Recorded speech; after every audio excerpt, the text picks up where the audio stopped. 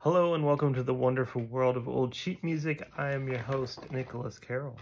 Tonight, I'm looking at a piece called The Myrtles by Paul Walks. This is actually a fairly famous salon piece from the 1800s. It was written in 1874. And the composer here was a relatively famous musician at the time he lived. He is French, and he was a cathedral organist at several places. Most notably, he was a student of Camille Saint-Saëns, which is a famous composer that many of you may recognize. Whereas Paul Walks wasn't quite as well known as Saint-Saëns, but he is somewhat of a famous composer, I guess you could say. And this is probably his most famous piece. I have heard of it. I have not heard it. I have not ever played it before. But being that he is I guess, legit classical composer in the loose sense of the word classical, it is fairly challenging, so I will try to sight read this, but it is a little harder than some of the other ones I've played recently. It is a waltz. It is, like I mentioned, a salon piece, which means it was written to be played in a small place, like a cafe or somebody's home, kind of in Paris type thing, for the purpose of being fancy and getting tips and that sort of thing from customers and impressing the patrons of the salon. It's not a hair salon. If you didn't watch the other video where I talked about that, you may not know exactly what I mean, but you can look that up in terms of salon for music, and especially in France is different than, of course, what Americans think of when they hear salon.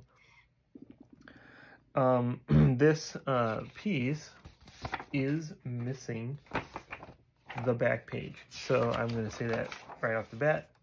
I don't have the complete piece, but I will play what I do have.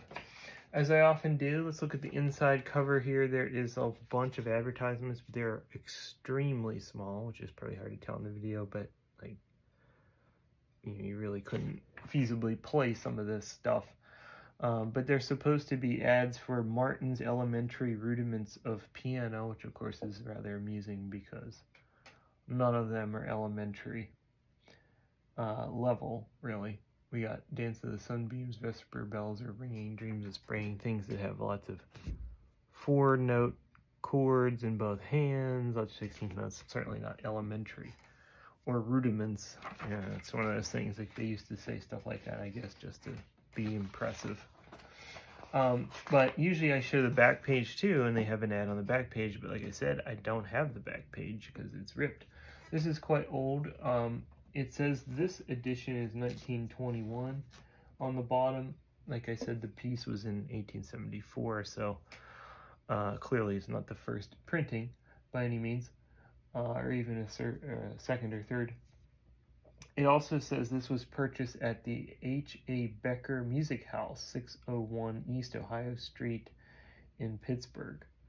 So that's probably something that no longer exists either. Like I had mentioned, several of the Johnstown music stores were stamped on some of these pieces I had, and they don't exist anymore.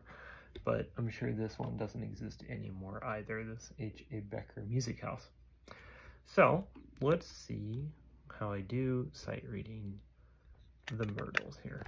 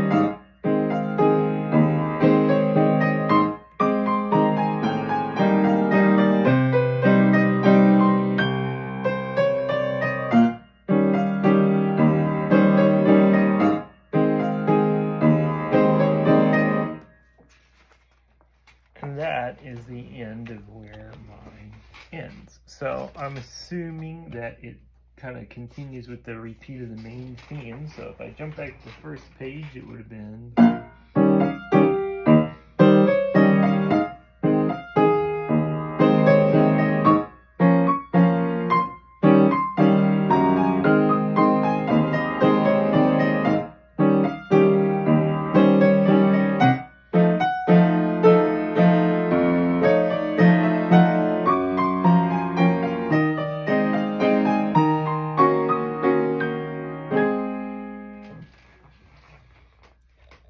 So kind of your standard waltz of that style, a lot of key changes, several different themes. It kind of had this weird bridge section that was written in A flat major, even though it had tons of naturals out of this part.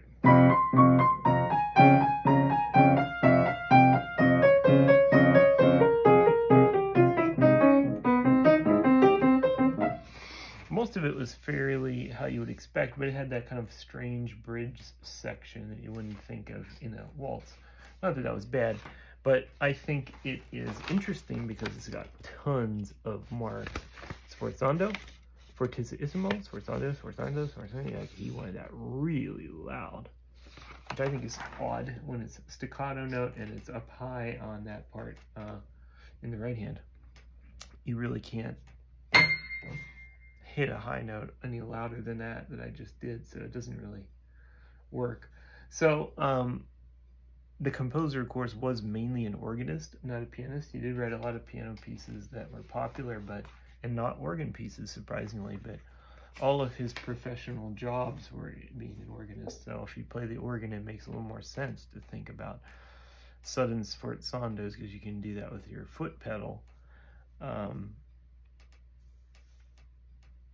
Sometimes it's called a tutti, but it's not the same on piano, you know, that you just have to physically hit it harder. So I'm thinking maybe it was just that made him put it that way, because on a piano, it's like you're already sforzando. You can't go fortissimo and then sforzando right after another. It doesn't really make any sense either way.